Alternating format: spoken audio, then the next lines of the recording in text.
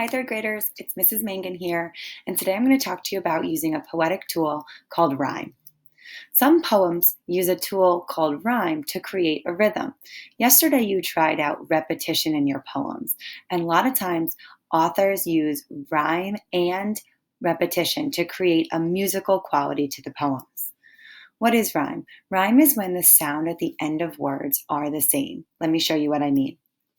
So here with these words you'll see in this first red box, we have run and sun. Now those rhyme because not just because they end in the letter N, but because they have the same vowel ending sound. The un sound is shared.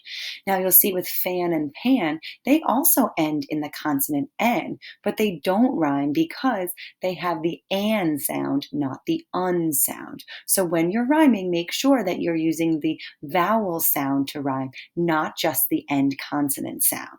If you see down here with cat and hat and bat and mat, those all end in T, but they also all have the at sound, which is why they are rhyming words.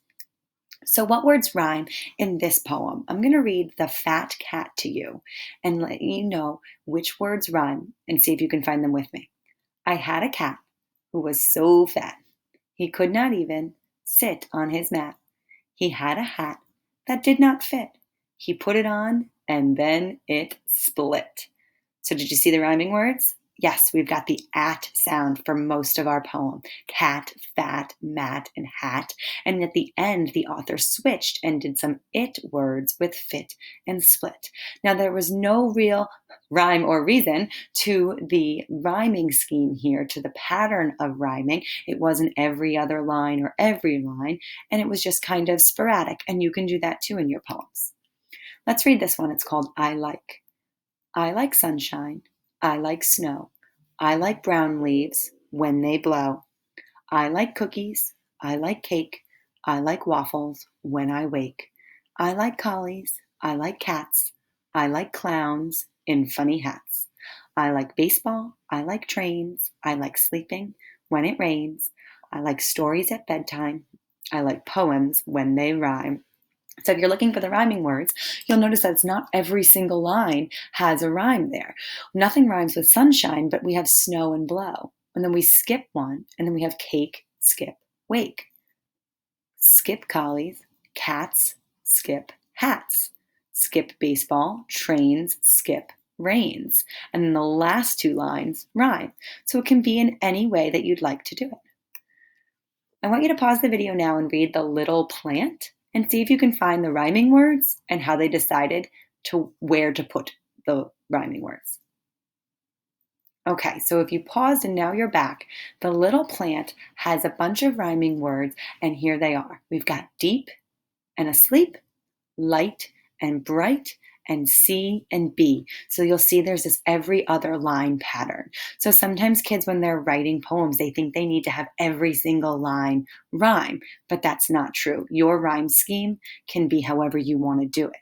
Now, I keep saying this word rhyme scheme. What that means, it's rhyming is usually done in a pattern. So that's what the rhyme scheme means. Let's see what the rhyme scheme is here for this poem, which I think you'll especially like. I will teach you in a room. I will teach you now on Zoom. I will teach you in your house. I will teach you with a mouse. I will teach you here and there. I will teach you because I care. So just do your very best and do not worry about the rest. So I'm going to take you out of present mode so I can show you how rhyme scheme works. So what we do is we look for the lines and what rhyming words they have. So let's look at the word room. Do you see any other words that rhyme with room? Yes, Zoom. So that has that sound. So I'm going to say that room and Zoom rhyme, and they have the same rhyming sound. So they're going to get a letter A. Let's look for the next rhyme. House and mouse. Do those rhyme with Zoom? Are they the same rhyme, or are they their own rhyme? They're their own rhyme, so they're going to get to be letter B. So far our rhyme scheme is A, B, B. Let's keep going. I will teach you here and there. Now, does there rhyme with mouse or Zoom with our A or B? No, it's its own rhyme. So it's going to be a C. What about care? Oh, that rhymes with bear, so that's also a C. And now let's look at our last one. Do you see best? Does best rhyme with care, mouse, or zoom? No, it's its own. So that's going to get a D. And the rest rhymes with best, so that's a D. So our rhyme scheme for this poem is AA, BB, CC, D, D. All right, let's look at another poem and see if you can figure out the rhyme scheme. Rhyming, before we go on, is not something that you have to do. Not every poem has a rhyme. Do today I want you to try out a rhyme? Absolutely. But every time you write poetry, you do not have to rhyme. It is also, as you saw, not on every line. Every single line does not need to have a rhyme. But what rhyming is thoughtful. We don't just make up words because they rhyme. It needs to fit the poem. Sweet Spring.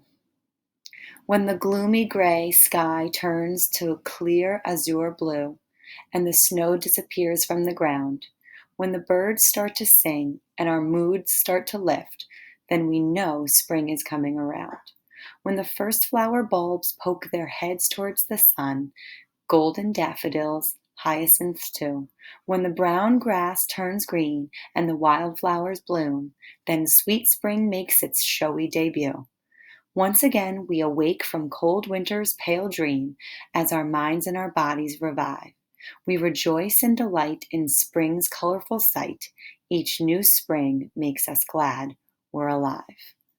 So if we look at this poem about sweet spring, we notice it's in every other pattern: ground, around, to, debut, revive, alive. So as you read poems today, look for the rhyming pattern. Do they rhyme? Do you notice why they rhyme, where they rhyme? Does it have a rhyme scheme? Is it every other line? Is it every line? And I want you to go ahead and try writing some poetry and see if you can use rhyming words to create a rhythm. Good luck, third graders.